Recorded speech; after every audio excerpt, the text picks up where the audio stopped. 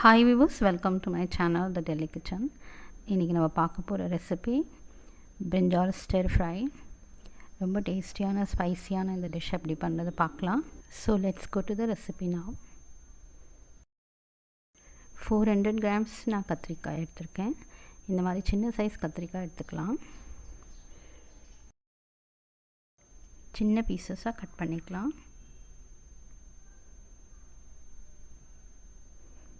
இந்த அளவுக்கு சின்ன பீசஸாக கட் பண்ணுறேன்.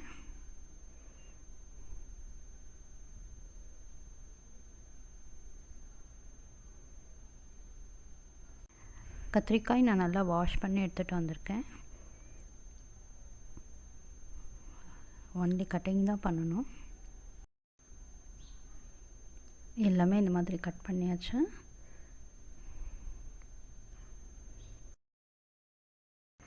ஃப்ரை பண்ணுறதுக்கு ஃப்ரை பேன் இல்லை கடாய் வச்சுக்கலாம். ஸ்டவ்வில் 2 tablespoon ஆயில் ஆட் பண்ணுறேன். ஆயில் சூடான உடனே 1/2 teaspoon கடுகு ஆட் பண்ணலாம்.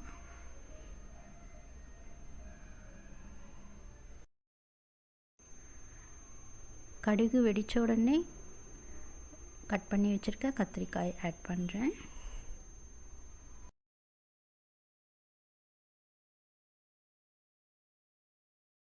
மீடியம் ஹீட்டில் நம்ம இப்போ ஃப்ரை பண்ணலாம்.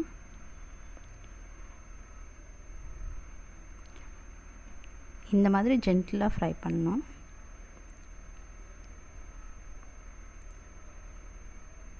கொஞ்சம் கருவேப்பிலை ஆட் பண்ணிக்கிறேன்.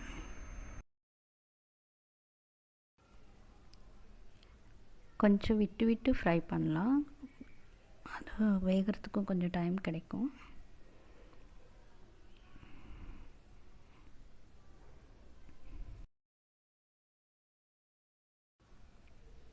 சால்ட் ஆட் பண்ணிக்கிறேன்.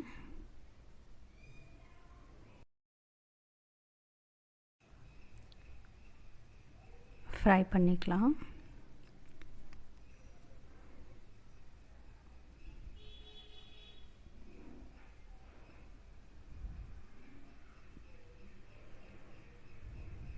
இங்கே கிடைக்கிற கத்திரிக்காய் ரொம்ப சாஃப்டாக இருக்கும். அதனால் சீக்கிரமாகவே எனக்கு இது வந்து ஃப்ரை ஆகிடும். கொஞ்சம் ஹார்ட் வெரைட்டியாக இருந்தால் கொஞ்சம் நிறையா நேரம் ஃப்ரை பண்ணிக்கலாம். ரொம்பவும் ஹார்ட் வெரைட்டியாக இருந்தால் கொஞ்சம் கவர் பண்ணி வச்சுக்கலாம். 1 minute கவர் பண்ணி வச்சுட்டு கூட ஃப்ரை பண்ணிக்கலாம். நீங்கள் இது சாம்பார் ரைஸ், கர்ட் ரைஸ் எல்லாத்தோடையுமே சைட் டிஷ்ஷாக சர்வ் பண்ணலாம். இப்போ கத்திரிக்காய் நல்லா ஃப்ரை ஆகி சைஸ்லாம் சுருங்கி வந்திருக்கு. இதே மாதிரி கொஞ்சம் விட்டு விட்டு ஃப்ரை பண்ணணும். மைல்டாக மீடியம் ஃப்ளேமில் வச்சுக்கலாம்.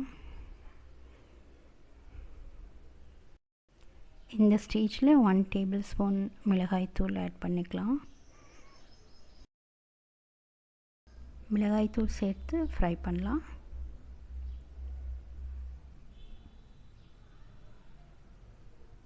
இப்போ இது கம்ப்ளீட்டாக ஃப்ரை ஆகிடுது. எனக்கு வந்து 6 minutes ஆயிருக்கு இந்த ஃப்ரையிங்க்கு.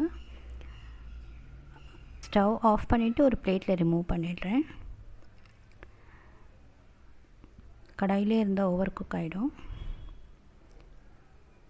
Now the very tasty brinjal fry is ready. Do try this recipe and leave your feedbacks in the comment section. If you haven't subscribed, please do subscribe to the channel. Thanks for watching.